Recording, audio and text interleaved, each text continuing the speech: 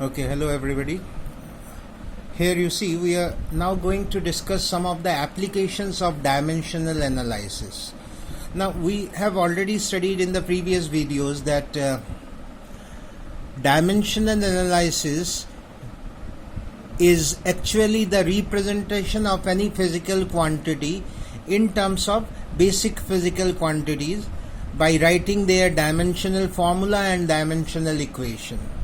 Now, by using the knowledge of the dimensions of different physical quantities, we can use it in different situations. So some of the applications we are going to discuss. The first application here is to check the correctness of a physical equation. We will see that a physical equation is correct or not.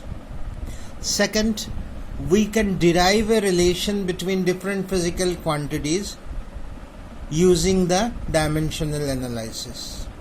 And third is to change one system of units into another, like from CGS to SI or to any other system of units. We need the application of dimensional analysis. So these are the basic 3 points which deals with the application of dimensional analysis, and we will be discussing all 3 points one by one in details. First of all, we start with the first point, that is to check the correctness of a physical relation and the principle of homogeneity of dimensions. To check the correctness of a physical equation or physical relation is whether a physical equation is correct or not.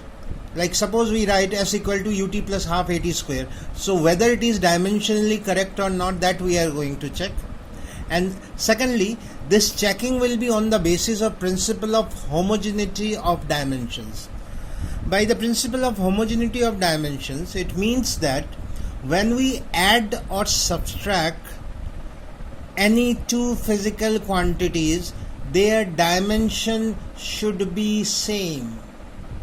That means we cannot add 5 liter plus 2 meter, because liter is the unit of volume and meter is the unit of length. So 5 liter plus 2 meter cannot be done. It has to be 5 liter plus 2 liter, या फिर it has to be 5 meter plus 2 meter. So the dimension should be same, then only we can add or subtract. So this is very important point which you need to understand, that whenever we add or subtract two physical quantities, their dimension should be same. But when we multiply or divide, their dimension may not be same. They may have different dimensions. Like suppose we consider speed. Speed we write as distance by time. Distance has a dimension of length and time has a dimension of time t. So length by time, they are different in dimensions. Length and time are different, but we are dividing them. So addition, subtraction, we have to have same dimensions to add or subtract them.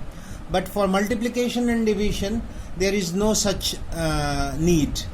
We can multiply or divide the physical quantities, their dimensions may not be same.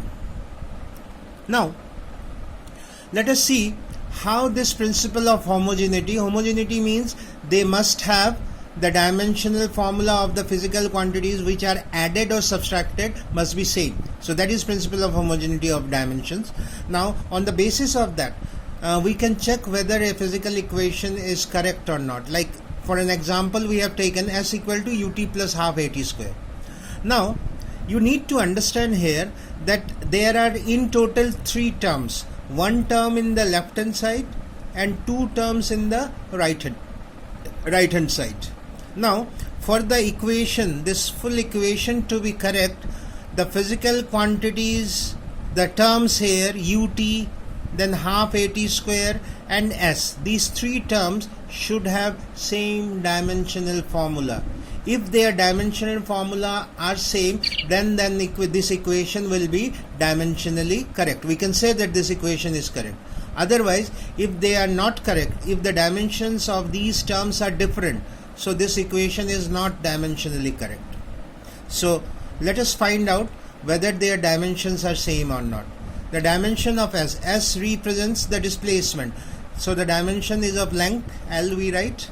UT, the dimensional formula of UT is U is initial speed, speed is distance by time, length by time, and T we multiply, so TT cancels out, it is L. Dimensional formula of UT is again L. Now dimensional formula of half AT square. Half is a number, the fraction which doesn't have any dimension. A is acceleration, acceleration is velocity by time.